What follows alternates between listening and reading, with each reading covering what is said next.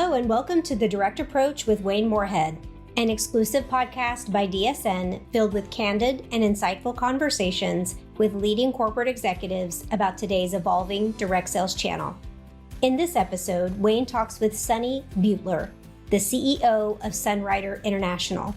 We learn about her journey from the early days of stuffing envelopes in customer service to her current leadership role at the helm of this 41-year-old global enterprise, which operates in 40 countries. Sunny's background in international studies and law adds a distinctive layer to her perspective, influenced by her upbringing in this family-owned company. Sunny dives into exploring challenges in managing a vast global product portfolio, tips on prioritizing launches, leveraging seasonality, and making strategic decisions for efficiency and profitability, plus insights on fostering employee loyalty and cultivating a positive company culture. But before we begin, DSN is honored to be supported by industry suppliers that partner with companies across the channel to help enhance, streamline, and grow your businesses. This episode is sponsored by Thatcher Technology Group. Are you ready for what's next? With Thatcher Technology Group, adapt faster, scale smarter, and grow more sustainably with Ascend, a headless, microservice-based direct selling solution empowering your business with unparalleled flexibility and scalability. Ascend to what's next by visiting thatchertech.com to learn more. That's thatchertech.com. Now, without further ado, please help me welcome your host, Wayne Moorhead, and CEO of Sunrider International, Sunny Beutler.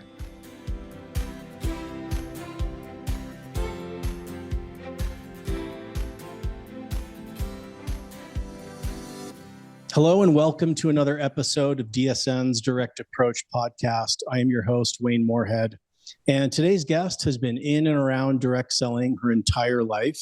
From an early age, she was helping and learning in various aspects of the business, following her academic pursuits, which included a BA in International Studies and a Juris Doctor.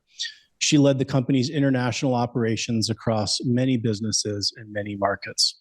This ultimately led to her current role as CEO at a very long-standing and well-known company in the direct selling channel. I'm excited to welcome Sunrider's CEO, Sunny Beutler. Sunny, thank you so much for being here. Thank you. I'm excited to be here. Yeah, I really appreciate your time. I've been looking forward to this conversation, and I went and watched a lot of videos and read some amazing articles, and it is such a cool story about where you are now, the company itself with the incredible legacy that it has. It's one of those companies that literally every one of us on the corporate side in direct selling know of and have been following really throughout our careers and throughout the entire time there at the company. And your story is such a cool and unique part of that. Can you take us through that and the path that led you into direct selling and ultimately to being the CEO there? Sure. So Sunrider is a family-owned company. So that's why I've been involved my whole life. So my parents, Dr. Teifu Chen and Dr. Orlin Chen, they started the company. My dad founded it in 1982. So we're over 41 years old, almost 42 years old next year. So time has flown by very quickly. And so started when I was really young. And I grew up going to the office in the summers, helping out with every convention, meeting, product demonstration. My mom had us do everything that we could because for us, family time was Sunrider time. So we would go to Sunrider meetings together and we would help out as much as possible. In the summer times, I also worked in customer service. I stuffed tons of envelopes. That's when everyone mailed things, right? And we did everything at the office. So we grew up in the business. We grew up knowing all of our IBOs, our distributors, and it was, for me, a family, right? This was our family away from home. Fast forward, I graduated from law school, and I thought I was going to be a lawyer. And at the time, my parents were like, "Are you sure you want to do legal work?" And I was like, "Well, I'm very interested in it." But then the more I thought about it, I thought, how many people can I help as a lawyer? Unless I have like a class action, I have like tons of clients and stuff, I'm really not going to be able to affect that many people's lives. But from my experience growing up with my parents, founding Sunrider and having so many events and conventions with them, I knew that if I joined Sunrider, I'd be able to help thousands and thousands of people. And so I thought about it a lot. I prayed about it a lot, and I decided to come back to Sunrider. And I asked my mom if it was okay, because she was the president of the company and she would be my boss. And she said, well, before you decide, just know if you come back, you have to work for me 24/7. And whenever I call, you have to answer. You know, it's an international company. We're in lots of different countries globally. We sell in over 40 different countries and regions. And so she's like, you just have to answer my call whenever I ask and do whatever I tell you. And I said, okay, I'm okay with that. I can do it.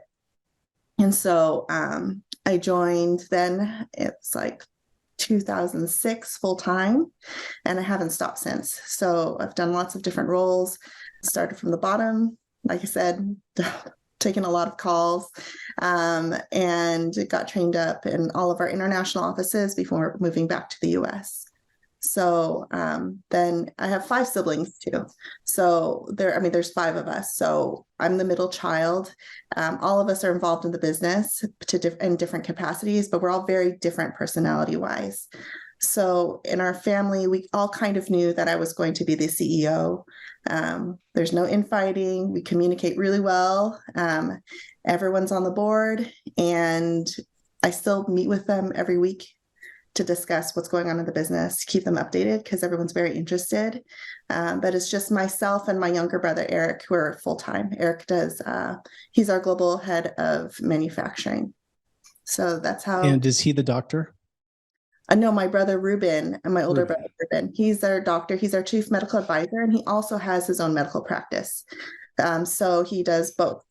That's really cool. What an incredible experience to not just be around it and exposed to it your entire life, but to have it be so intertwined into the family dynamic where you get to work and interact with your siblings all the time. I'm sure that family dinner is always really interesting, probably a mix of getting caught up as family and also getting caught up on the business side as well. Yeah, every Sunday we have family dinner together, and my mom, when we all lived in California, now we've all kind of split up to head different areas of the business since we moved our manufacturing to Dallas area. But when we were all living in the same place, she would cook for over 30 people every Sunday. And we had our designated family time. That was it, no business.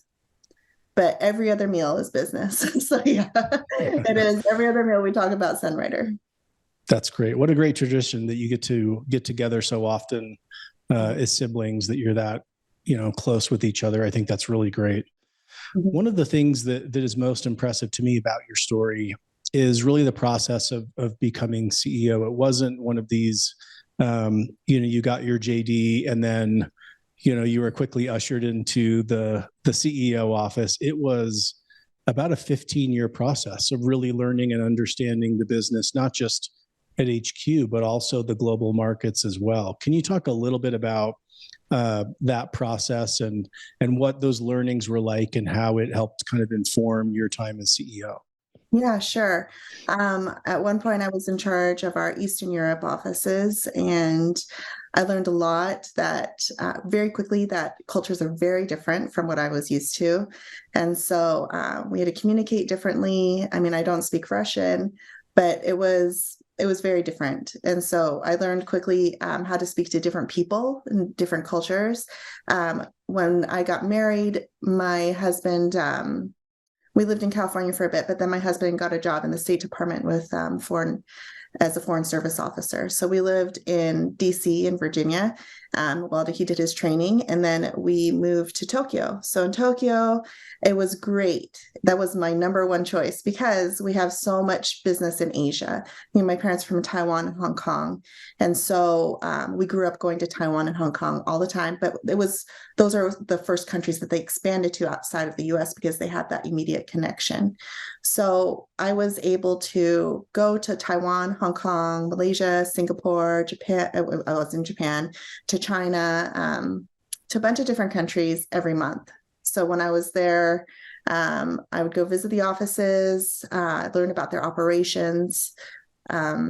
So we lived there for about 2 years, and we also have hotels as well. So I oversaw the renovations of hotels, which was a very different experience doing renovations in a foreign country.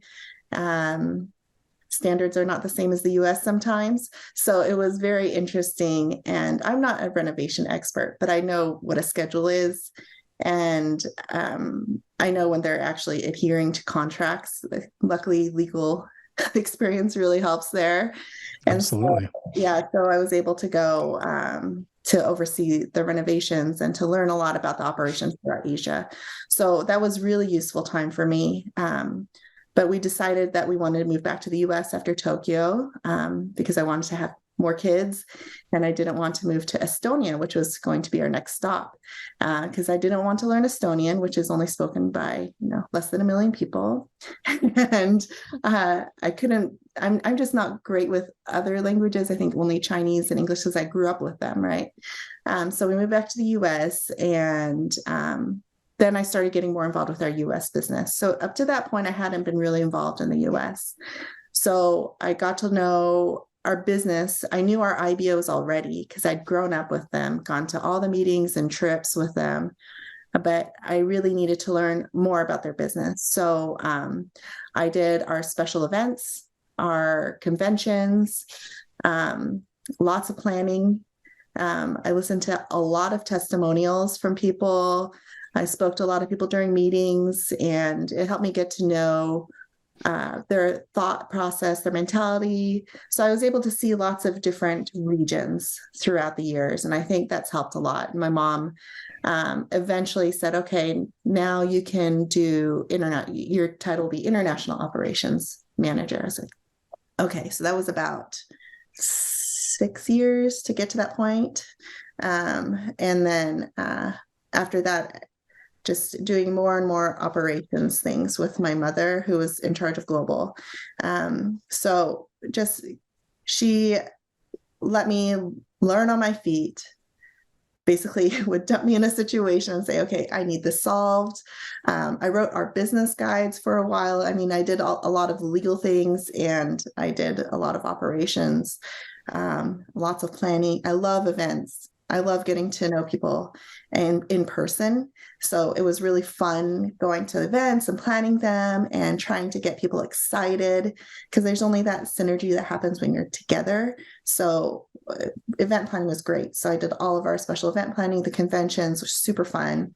And then, it just slowly expanded. So when everyone during the pandemic were like, okay, we should make the transition now. My parents were ready. They're in their 70s already. And my siblings were ready to transition their roles too, because they had been working full time. So we all transitioned at the same time. So 3 of them switched to part-time or only board roles, and then the 2 of us stayed. So it was for us, it was very planned out. We've been thinking about it for years. To people on the outside, it made it look kind of sudden, but it wasn't. We had been thinking about it for quite a while. So, yeah. Wow, what invaluable experience learning and getting time on the ground in so many different facets of the business, not just from the operations, learning how the pieces fit, but also I love that you mentioned getting to know the different IBOs and field leaders well, because understanding them, their needs, what motivates and drives them ultimately is going to inform as a company how we approach them, the types of products and programs that we offer them. And I think, being thrown into each of those situations where you may not have done them before, just like any role, any promotion we get, we've never done that role. That's always going to be new, but I'm sure it really helped instill incredible confidence in your ability there and in your judgment prior to taking over the entire company. I also think it's great that your mother kind of warned you what you were in for with the 24/7, because it is the sun never really sets on a global business. There's always something. So it is very much a 24/7 business. I think that's incredible. Yeah, my husband is my alarm clock. That's what I say. Because he tells me, he's like, Sunny, you have to go to sleep now. I'm like, okay. And he tells me, you need to wake up now. I'm like, okay. Like he's just trying to keep me on a schedule, because if it was up to me, I'd like stay up all night, Yeah. And then in the morning I'd be totally wasted. So he's really good at, helping me measure myself. Yeah, that's great that he's there to support and has the understanding, I'm sure, just from being exposed to the business for so long as well. And kind of that balance is something that I do want to get into a little bit later, how you find that balance, how you operate. But one of the things I want to get your take on right now is, as you transitioned from more of an operations role, more of a functional role, into kind of being over all functions, and really being where the buck stopped. I'm curious, what was the thing that surprised you most, I guess, kind of switching from a functional role into being the CEO where you're responsible for all of it? The time it takes. I mean, I was busy before, but now I feel like, wow, I just am thinking about this all the time. And trying to get a global picture is a little bit different for me, because before I had not really overseen China either. I was very familiar with all the ABOs. We call them authorized business owners in China. They're our retail business arm, so we don't do direct selling in China. So I was very familiar with them, but I hadn't been involved in any of the operations, the incentives, things like that. So I was really focused on our IBOs, our direct selling business. So it was different for me doing that and trying to think of programs that could work globally, involving all areas of the business, and also trying to learn more about. It's just kind of morphed, and right now I'm trying to really. I'm still trying to get into it. I feel like, I mean, it's been 2 years, but I'm still trying to figure out, how do I do things on a more global aspect? How do I build out my team so that I can make sure that we're covering all areas and that we can do things as efficiently as possible, but also customized to each country? So I do want to maintain our uniqueness in each country, because I know everyone has different cultures that communicate differently. But I'm trying to figure out, how can we to have a global reach still and utilize our resources to be the most efficient. So when I started out, the first thing I did when I became CEO was hire a professional C-suite team. I started out with our chief information officer, CIO, Gareth, who's been wonderful at helping us develop these global systems from a technology standpoint. And then I hired Deb, our CMO, Chief Marketing Officer, and she's been really good about looking at marketing programs across the globe. And we're trying to see how we can influence each other, like see what works best in this country and shift it to another country, see if it will work there. So we're pretty flexible. We're trying to see one by one what works for each country, what can be pulled from another to help them. And then also we hired our CPO, our Chief People Officer, Jacqueline. She was already internal with our company. And it's been great having a better view of our human resources, our employees, how we can incentivize them to work better, our overall structure, how we can make it more cohesive and more efficient. And it's especially important now with the difficulty in hiring good talent. I think a lot of people are having difficulty hiring. And in some cases, you're just like, can I get anyone to apply for a position? It's just, sometimes it's difficult. So it's great having a HR focused team right now. And then I also hired a Chief Financial Officer, Dirk, and he has a lot of manufacturing experience, because we have our own manufacturing too. And we manufacture everything ourselves, because that's how we can ensure that our products are safe to use for other people. And it helps us also create products that are really unique. So learning the manufacturing, learning all these different areas has been really eye-opening for me. And I'm trying to find the right balance of how much time to spend in each area and how I can link them all together to communicate better. But so that was probably the biggest challenge, is trying to see, how can we get everything to work and to gel a little bit better? My parents did a really great job of expanding. they expanded to lots of different countries. We grew really quickly, but then now I'm trying to not rein it in, but trying to see how we can make them flow a little bit better, how we can make it last a little longer so that we don't have to change things so often. And so I'm just trying to find that balance right now. That's great that there's still, after an incredible 40-year history, there's still this kind of spirit of learning and discovering and testing and learning and scaling things. I think that's amazing that after 4 decades in business, that the group there still has that kind of mindset and spirit to go discover and learn what's new. And I think it's also great with the new team there. I'm sure it kind of provides, on one hand, kind of a level of relief that there are these, specialists and people that are there to support. It also is always challenging to, I know from my times in leadership roles, letting go of certain things and, letting and trusting other people. I want to stay involved. I have that tendency on certain things. So, but it's great that you've got that team there. And as it relates to the 40-year history, I'm curious, as a well-known legacy company in direct selling, what do you feel are some of the main advantages of being a legacy company in today's direct selling world? And are there any challenges that are maybe unique to legacy companies? Yes, to both. So I think one of the benefits of being a legacy company is that we have a lot of experience to draw from. We have a lot of people who've been with us from the very beginning.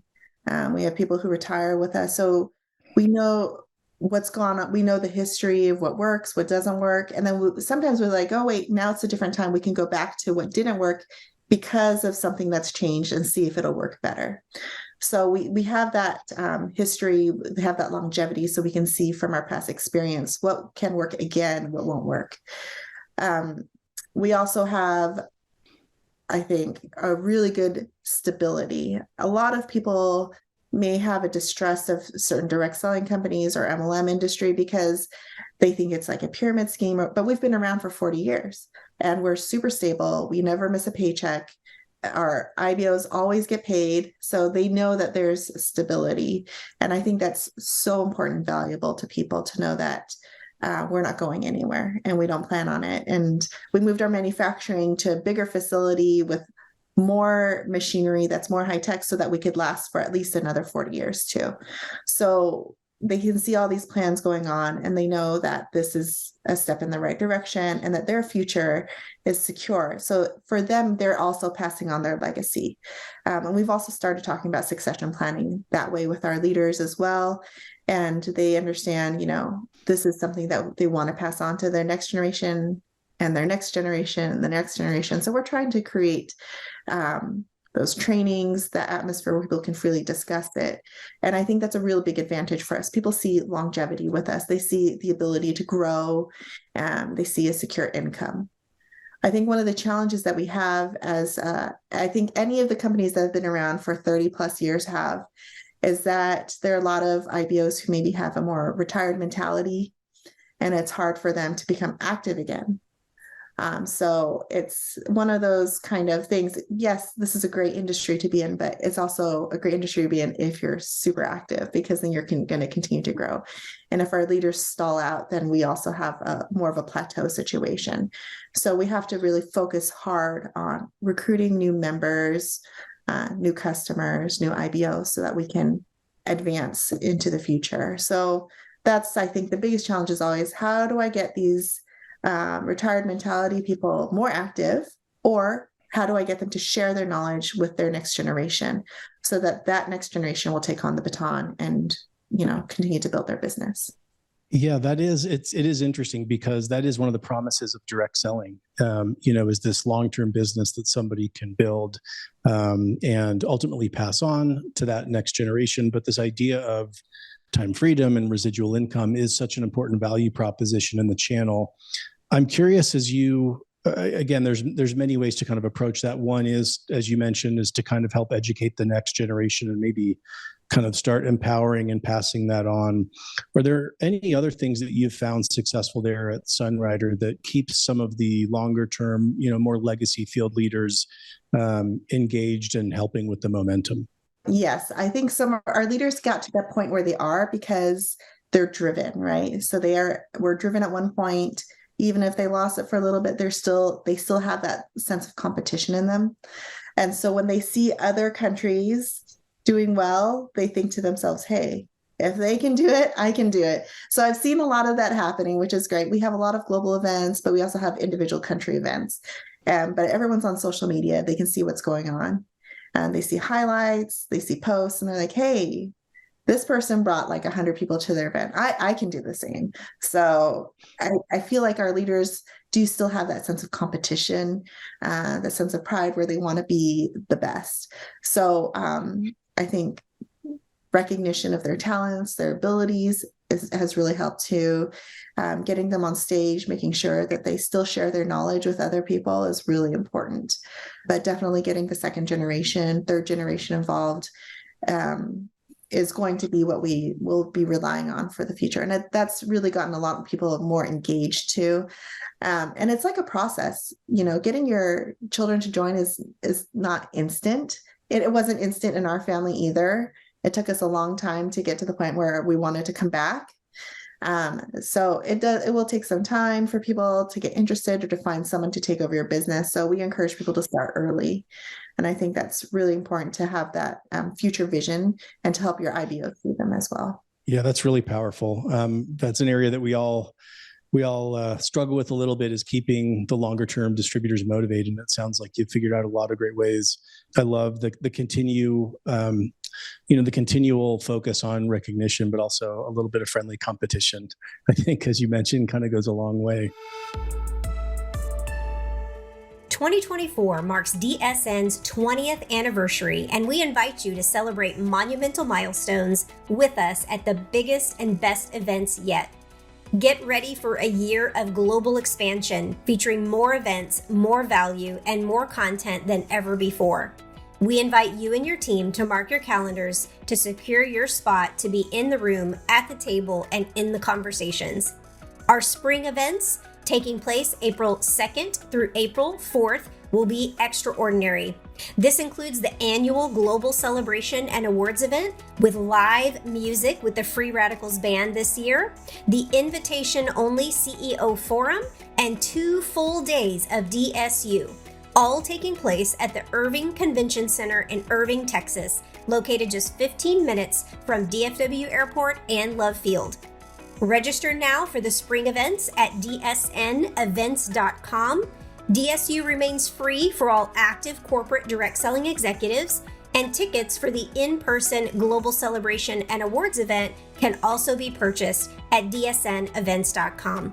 A reminder that DSN supporter companies have access to a set number of tickets as part of your benefits to the Global Celebration and Awards. If you have any questions about your benefits, please visit directsellingnews.com or contact our team at events@directsellingnews.com. Now let's get back to the interview. So there's a lot that's contributed to this continued and long-term success at Sunrider over the last 4 decades. And one of those things has been that Sunrider does its own R&D, its own manufacturing. Can you talk a little bit about the importance to the business of keeping these two things internal and proprietary to the company? Yeah, and my dad, when he started the business, he started it because he's a pharmacist. So he's a pharmacist, a chemist, and a very well-known, like world-renowned herbalist. He knows so much about herbs. And so he formulated what we call our core products. And all the formulations are very unique. It's really hard to find competitors out in the marketplace because it just really doesn't exist because of the way he developed them from Chinese herbal philosophy and from the philosophy of regeneration. So products for us have been really important from the very beginning. My dad started making products in our basement at home, and he would just make it. Our first product is called Sunbreeze Oil, and it's to help soothe your muscles from exercise. And he did that because he was an athlete. He's a judo champion nationally in Taiwan. And then he moved to the US and was winning all these competitions, but he was so sore all the time. So he created ointments for his joints and for his bruises. He had a lot of injuries from the sport. My mom was a medical doctor, and so she just pop his shoulder back in, pop his arm back in, but he just started developing these products for himself. He was sharing them with people for free, oh, you need that, here, I have this. And then eventually people are like, hey, I want to buy that from you. And so he's like, okay, well, you can buy it. So he started making these products for himself, for our family. And so products are really important to us because we try them on ourselves first. Every product that we share, we try it first. We try all the iterations, even if they taste horrible. We try all the skincare, all the cosmetics ourselves to make sure it's safe to give to other people. Our kids try it. My daughter loves trying our sample products, all the things that are in R&D development. It takes a long time for us to get to finished product, but we all try everything. And so for us, as long as we have a really good product, we know that we can stay in business. There are people who have left the company over the years, leaders have left for other opportunities, but they tell us, but I still buy your products. So that tells you something. They're like, well, yeah, I'm going to go somewhere else, but I still want to take Sunrider products. They still take our Cali tea. They still take Fortune Delight, New Plus, these things that are really core to our business and to the philosophy of a generation. So for us, we know that knowing your product is super important, and it will provide the longevity that we want. And my brother is a medical doctor, is helping my other brother, who's a chemist, formulate a lot of the products. And we work together to come up with ideas, to do all the testing. So it's definitely still in the family. And my dad is still actually thinking of products too. He cares a lot about the products, and he's always asking. And my parents are actually going to be moving to Dallas soon so that they can be closer to the manufacturing and still see how the product development is going, because it's that important to them. I think it is such a strong testament when customers or consultants do end up switching companies, but always buy the products. That is such an incredible testament. You have incredible products at that point. And it's so cool that the R&D and the product development is staying in the family, that your brothers are continuing that incredible legacy that your father started. And those launches have been one of the main catalysts for continued growth, for longevity, for relevancy for Sunrider. I'm curious how you approach product launches. What's the right cadence? What is the right pacing of products where it gives the distributors enough time to absorb it, to acclimate, to incorporate it into their duplication models, without really confusing? I've been at companies where, if you're on a 12-month, convention cycle, you introduce something, and oftentimes it's so different from the product that you launched last time that the field ends up getting spun around sometimes. But it seems like Sunrider's done such an incredible job of keeping those launches going, that pipeline fill, and having the distributors know exactly how it fits into their business. Yeah, I mean, we have so many products that we're thinking of and that we've been trying out. We're planning out right now into like 2026, 2027. So we have, I think, too many products in our pipeline right now. So we're trying to kind of filter it out so that we can have everything go more smoothly. Like you said, it can be really confusing for consumers because they're like, oh, this is new. But which direction do I turn, right? And now we're in so many different categories. So we have like our health food, and we have nutritional supplements. Then we also have skincare cosmetics, and body care products. So we're trying to kind of really pace it out. So we only do a skincare launch, then we'll do a cosmetic launch close together. And then because they complement each other.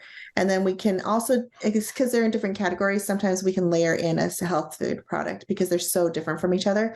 But we'll keep that push going for about 4 to 6 months, because I think it takes a long time for people to actually try it, to get it in their hands, and then to share it with other people. But when I say that's like from time of sale to, before we think about launching another product, but we do pre-tease it, right? So we do pre-launch activities. We sample it with our leaders first, so they get excited about the product. And then we do a pre-launch in the field. Sometimes we do it with a core group of IBOs. They just try it, they get their testimonials out there, and then we launch it into the general field. So in the past, we did do the annual cadence at our conventions, but I felt like we were missing the seasons. So we really want to launch seasonally.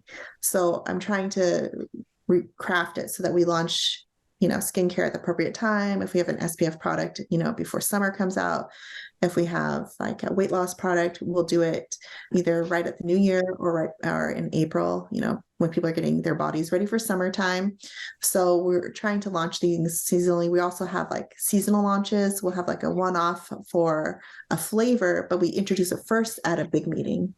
And we're like, here's the teaser for it. And it'll be available like later this year and like, the fall. So people get a little bit more excited for it. But I'm trying not to do more than 4 product launches a year in a country. It's really hard. We're trying not to do too many because, like you said, it can be really confusing for people. But if they're complementary and they work together, which we try to do, we try to make them really cohesive, then we can launch 4 products. But if they're not very cohesive, I may space it out a little bit more and they only have, 6 months. It's only 2 products.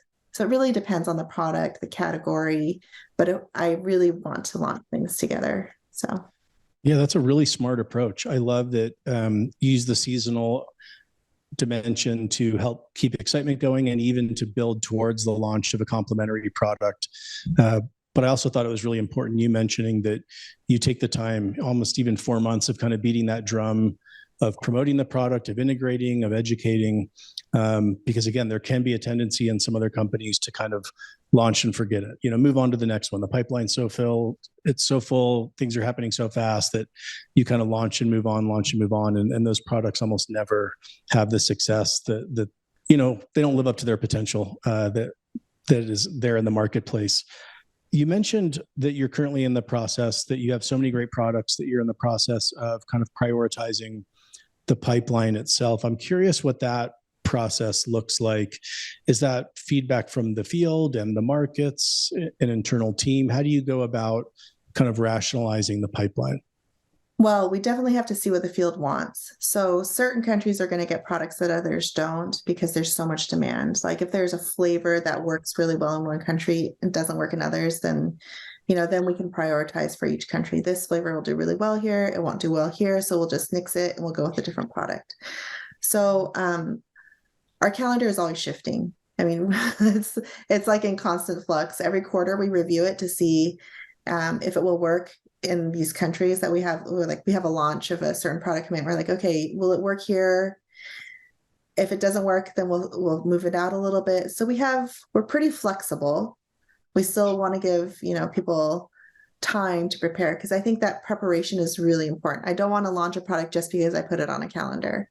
So if people aren't prepared for it, if the team on the ground says, now is really not the right time, we have this holiday or something, we need to launch it at another time. We're flexible. We can move it around.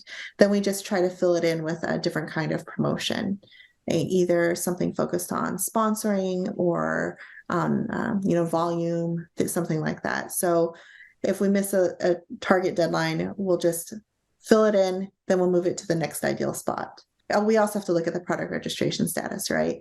Because each country is so different. And some countries it's very easy. Some countries, I have like 3 countries that I think are super difficult to launch products in. And so we just need to really work with their timeline too. But we tell the country managers, like, we have these products available. They sample all of them. They let us and not just them, but they'll share it with their staff and they'll say, hey, when do we think this would be good to launch? So they come out with their own schedule of what they think will work. Then we work with our global marketing team to make sure they can hit it, or if they need to shift, then we'll do that too. That's great. And because Sunrider is so product focused, I'm going to sneak one more product question in that I'm always curious about. And that is the larger, kind of more comprehensive product portfolio. You have 40 years of product development, 40 years of product launches. Is there an ideal size for the larger portfolio, or do you feel it's something that needs to be rationalized occasionally? And then my follow-on to that is, if so, that's always really challenging with founder developed products because there's such a love, especially for those founder developed products, I'm curious how you approach that larger product portfolio. Yes, I agree with everything. Yeah. So we have a lot of SKUs. If you take into account different colors and flavors, we have like over 400 SKUs. So what we do every year is we work with our manufacturing team, and our planners will tell us, okay, these ones are less efficient to produce, right? They don't generate as much income for us. Do you want to keep it or not? And then the next step for me is looking at it. Is this a door opener product or is it not? Is it something that's key to our lineup or not? And if it's maybe another fragrance or another iteration of something, it's a lot easier to decision. Say like, oh, I don't need that. I'll just stick with these 2 fragrances instead of having 3. But if it's something like a core product, it is a lot more difficult to stop. At that point, I just look at the sales numbers to see if I can justify selling it. And if the batch quantities that our manufacturing plant can produce will justify the smaller sales in that country. And if they don't, then we notify the manager and say, hey, you need to make a plan for discontinuance of this. And almost 100% of the time, they're going to say, no, our IVOs love that product. And I'm like, okay, we can give them. Then we shift and we're like, okay, our plant can produce this for you once a year. That's what we end up doing for products that people super love, not a top seller, but they still want it. Then we'll say, we'll produce it for you once a year. You can buy it and sell it throughout the year, but you can only purchase it once because your batch quantity is too small for our production. So they're like, okay, so they'll do that. So they'll take that option usually. But if our manufacturing says, this packaging isn't made anymore, they don't order enough, then we just go back and say, okay, we're just really going to have to cut it. So it can be painful for them. And then we tell them, make sure your IBOs come to convention in the US. They can purchase a couple of products when they come. So that's the last. Yeah. Thank you for the insights and sharing the learnings. That is something that I've always wrestled with, always struggled with. Not just the optimal size of the portfolio, but how do you ultimately end up rationalizing where you keep as many stakeholders happy as possible, because people do love the products. They get so hooked as we discussed. They ask about it all the time.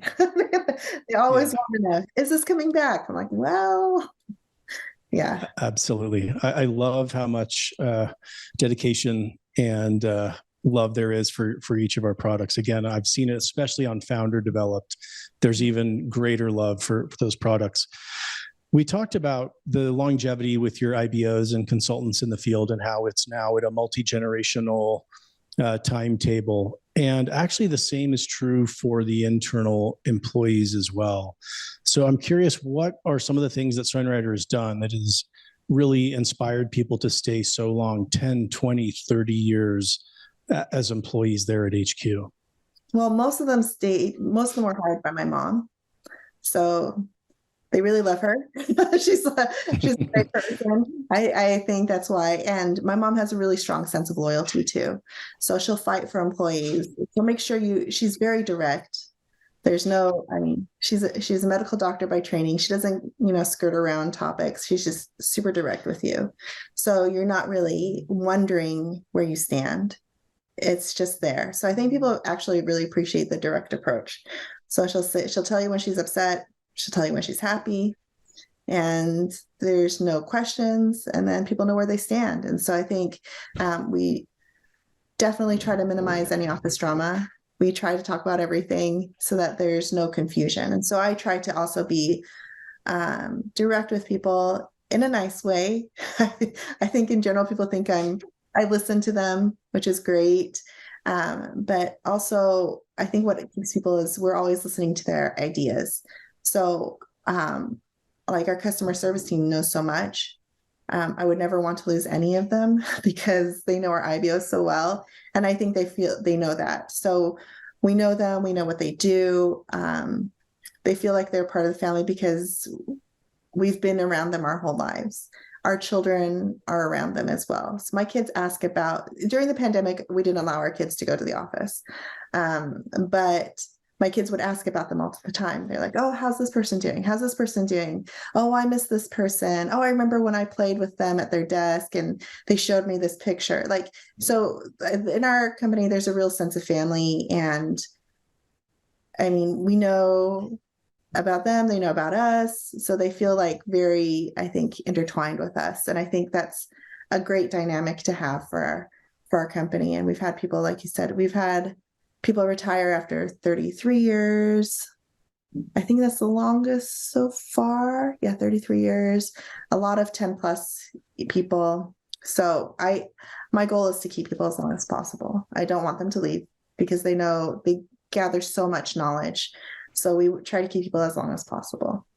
That is so cool. That says a lot to the culture there, to your leadership style, to your parents' leadership style, that not only the field, but the employees have been there and engaged and inspired for so long. So with kind of that front row seat that you've had, being involved in direct selling and in the company there since its inception, I'm curious about some of the shifts that you're seeing in the direct selling channel and with IBOs. It's no secret that the last, 3 years, we've probably experienced more change than we did in the previous 30. So what are you seeing as it relates specifically to the IBOs and consultants? How are they different maybe from times past or generations past? And also, are there any other key shifts that you've seen, either right as you were in international operations or since you've taken the helm there as CEO? Well, we've seen a lot of shifts in our company over the last 6 years, I would say. We changed our compensation plan to be more modern. We do check match and generation instead of only unilevel now. We have an infinity portion to our plan. So when you get to a certain top level, you can earn infinity levels down. So it doesn't matter how deep your line is. So we had to make that change though, because we were on our old plan. And I know a lot of other competitors made a lot of changes over the last 5 years too. We saw it happening. I think everyone was starting to shift their compensation plans, move away from unilevel only, to something that will help people earn at each level, basically. So we started that process in like 2015. We made the change 2016 to 2017. And during that change, we saw a big shift in our field. So we saw that leaders who were going to be active became really active. They started really caring about their downline because now everything's new. They had to retrain everyone. So that was kind of good. At first, we were really nervous about that, but they had to retrain everyone themselves. We trained as much as possible from the company, but people got re-engaged, which was part of the goal. We wanted to have something that would excite new people, but get our current people active again. And I think I've seen that also in other companies as they've shifted their compensation plans. There's a different level of engagement than before. The pandemic was good for companies that sold, cleaning products, health foods, immune system products. And so we benefited from that too. Along with a lot of other people. I could see, sales were going up. And I see this year and 2022, the end of 2022 to this year, it's kind of leveled down. People are getting into their other businesses more. But then I've also seen a lot of people who kind of want to join because they want that side income. So I think the biggest change is probably people thinking of MLM as, oh, it's like this huge pot of gold, to being something like it's a real side income, right? It's something that you can really rely on. So we're shifting our messaging too. And I think a lot of people have been shifting messaging over the last 6 or 7 years to move away from big dreams, which is also something that we shouldn't be talking about anyways, but it's the big money we don't talk about anymore. We all talk about the side income, your side hustle, trying to make that extra income so that you can, pay your bills. Yeah, you can go on that extra trip that you wanted to go on. You can supplement your family's income. So people are looking for more realistic things too now. So I sense that a lot of people don't want to hear, pie in the sky dreams. They want to see something that's really realistic. And so It could be because people would say, oh, not the millennials, but now Gen Z, they're more practical, right? They also don't want to go to college. They want to go to trade schools. They want to do something really practical where they can earn money. And I think that is a general shift in our new recruits as well. They want to know, when can I make money? How much can I make if I do this much and I spend this much time? So they're trying to find out which opportunity is best for them. So we're shifting as well. Yeah. Wow, there's so many incredibly valuable insights in what you just shared. And I know I'm going to go back and listen to that again. And I encourage everybody listening to go back, just press rewind really quick for, go back 3 minutes here. That is such a huge shift for us in direct selling. When I started in direct selling, it was selling the dream. It was focusing on those highest rank income potential. And it's been such a massive shift where it is just more accessible now and more believable and more approachable. And you, as one of the great legacy companies kind of leading out on that, I think sends a great message to the other companies in the channel as well. But so many amazing insights right there. I want to shift to get into a little bit with these last few minutes that we have around kind of leadership and how you approach leadership and maybe some of the things that you've learned. So one of the things I want to kind of start off on this section with is really asking you about the importance of what it means to Sunrider, to the company, to have a female CEO. That is something that we in direct selling are in desperate need of. We need so many more female CEOs. Can you talk about the impact and importance there in Sunrider? So, like I said, this was a natural progression for me in our family. So I didn't actually think anything of it when we were planning the transition of me becoming CEO. I have 3 brothers. I talked with them about it. I'm not the oldest, which is, a lot of family businesses, the oldest takes over or something. I'm not the oldest. I'm the middle. So, but for us, it was always based off of abilities and interest level. So if you have the ability and you have the interest level to do it, then you can do it. So in our family, because my mom was such a strong woman, she's very inspirational to me as someone who can do anything if you put your mind to it.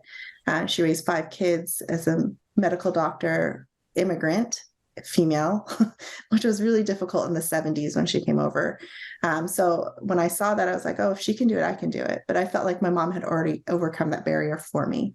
But as I talk to the field a lot now, I've been going to a lot of meetings. We've started up, a lot of our in-person meetings. And people are like, wow, you're such an inspiration for being a female CEO. And I didn't really understand that it was so important at first. But now I see that people are really thinking, if she can do it, I can do it. And I had just actually had a baby. So I have a 9-month-old. And I bring him to all my meetings. So he sits in the stroller, he watches me on stage, and he comes with me everywhere. And I think it's really great for the field to see that I'm a working mom, that I have my kid with me, but that I still do business with him. And I have 3 other kids at home. My husband takes care of them while I'm gone. So I think everything is kind of shifting now where people are thinking, hey, direct selling already is 70% women in our company, at least. And I think in most companies, that's about the right percentage. It's usually 70 to 80% women in most direct selling companies, if not 100%, like if you're like a Mary Kay or Avon. So it's already skewed towards women, but giving women the confidence that they can do it and still have a family is, I think, what has helped them a lot with me becoming the CEO. And our employees have said the same thing too, because we have a lot of female managers, a lot of female employees. And I think when I became the CEO, even our older directors and managers are like, oh, Sunny, that's great. And they weren't all female, they're men too. And they're like, this is great. It's going to be really good for our team morale, just to have someone who knows what it's like to have those at-home challenges and trying to mesh it together. So at first I didn't see it because in my family, it's very different mindset, but now I've seen it. And I think people really do appreciate that. Oh, absolutely. Again, I also grew up in a house where it was just normal to me. Both my parents worked full time. So got to see both of them in their work setting and in the home setting. But it is great. As I mentioned, we do need more female CEOs in the channel and in everywhere. And as a father of two daughters, it's important to me that they have mentors and people that they can look up to and see themselves in these incredible roles. So again, thank you. It does mean a lot to a lot of people. And you started going down this road, and I mentioned that we'd come back to it earlier, but talking a little about the importance of balance and how you've been able to integrate so many of these different facets of your life. And I know that as you speak on stage, you talk a lot about the importance of balance in health and balance in life. Can you share a little bit more about your experience and this importance of finding balance in our lives? Yes. I mean, I feel like I still have an unbalanced life, but I know it's really important. And I think one of the most important things we can do is have a really good support network, and people who understand what it is to be a working mother, and to also be a CEO or to be, involved in business. So my husband, like I said before, he's a great supporter for me. And I don't think he knew what he was getting into when we got but we get married young, so but he's been great and helping with the kids and everything all the time. But finding that balance, I think, is super important for our health. Like I said, the philosophy of regeneration is all about balance. All our products are either in a nutrition, a cleansing, or balance category. And we do that on purpose because we know that if we keep our balance in our bodies, then we'll feel much healthier and more alive and more energy and be able to give more to other people. So I want to feel that balance in my work life too. But how do I do that? So for me, it's usually carving out and having barriers of time where I can have it to myself or to my family. So I make sure, like on my calendar, everyone knows, I can't have a meeting at 6 p.m. because that's when I eat dinner with my family. I don't do meetings before the kids go to school unless it's like an emergency. So I'm always there with them in the morning. I'm there with them at 6 every night, no matter what. And they know that I'm there for bedtime. I usually try to carve out from 6 to 8:30 just with them. And then I'll go back to work after that, with our Asia countries. And when I create those boundaries, it really gives, I think, my family a sense of security. It gives myself a break, like a mental break from thinking about all things business. And it allows me to have a mental life outside of, the company, which I think is really important. If we're so consumed with one aspect of our lives, how can we, if that aspect is taken away all of a sudden, what's going to happen? So I think just mentally, emotionally, physically, we really need to have a really, really good boundary balance in our lives. So I really like to say, and I don't work on Sundays either. So Sunday is totally a carve out day for me. And I didn't, throughout college and in law school, I never did any homework on Sundays. And I think people thought that was weird, but for me, that was my day of rest. That's where I went to church and I got to really refocus. So I still do that today. I don't work on Sundays. And it may frustrate some international countries, but oh well, they all know it. So I just have that one day where I don't do work. Well, thank you for sharing that. It's something that I love to ask our guests and the CEOs on Direct Approach, because it is something that I've struggled with. There's been periods in my life where I've had more balance between, the different facets of my life. And there's times I've been better at it, times I've been worse at it. So I'm always looking for advice and insights and inspiration on how to kind of keep, both sides moving forward.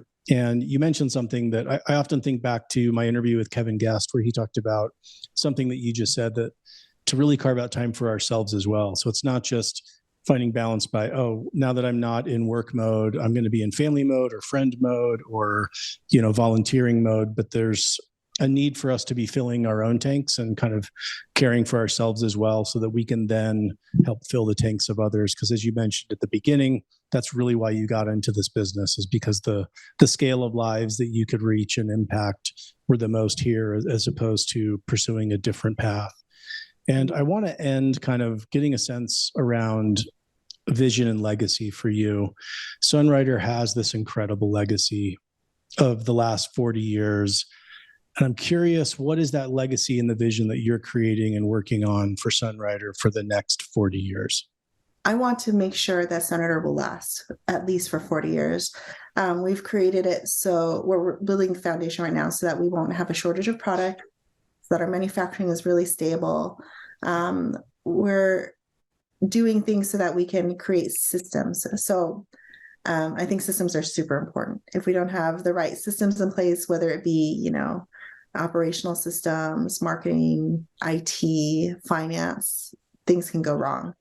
So my goal is to build things as stably as possible so that we can move into the future. And our vision is to have Sunrider become a well-known household brand name, and as I'm sure almost every company wants, right? But we want people to know that Sunrider stands for herbal wellness and skincare and beauty products. So we are a natural company. We want people to know that, and we're moving towards more socially aware issues as well, including packaging. So packaging in our industry, it can become excessive. I mean, you want everything to look so beautiful, but we also want to make sure it's healthy for the earth. So we're more working towards sustainability in that aspect. So we're doing things that are more socially responsible, sustainable packaging. We already have sustainable manufacturing practices. We recycle all the water in our facility that's used for production. We use minimal, everything is energy saving in our facilities. So we've already tried to make everything as efficient as possible there, but we want to extend that beyond. So we want people in our field to be able to know that when they see a Sunrider product, they know that it's a sustainable product. It has sustainable packaging, and they can feel good about using it and consuming it. So we really want people to know what Sunrider is as a company when they look at our product. And I also want people to know that Sunrider is something that we can do part-time, you can do it full-time, you can use it however you need as a vehicle for you to achieve, your goals. So whether it be something short-term, I need to pay my cell phone bill or something, or I want to pay my car payments. So people can use it that way, or they can use the opportunity for business in a longer term method. So we're really trying to craft our company so that we can hit different areas where people need, and that they can know that we're really there for them, that this is a company that cares, that we listen, and that we really value their opinion. Sunny, thank you so much for being here. Thanks for sharing your insights, your wisdom, for inspiring all of us. And we're excited to continue to watch this incredible next chapter of Sunrider. So thank you for being such an incredible champion for direct selling and inspiring all of us. Thank you. I'm so happy that I could be here. Thank you. Thank you for tuning in. Please take a minute to give a 5-star rating and review to help Direct Approach continue to provide candid interviews and insights for direct selling corporate executives. Thank you for listening and supporting DSN and the Direct Approach podcast.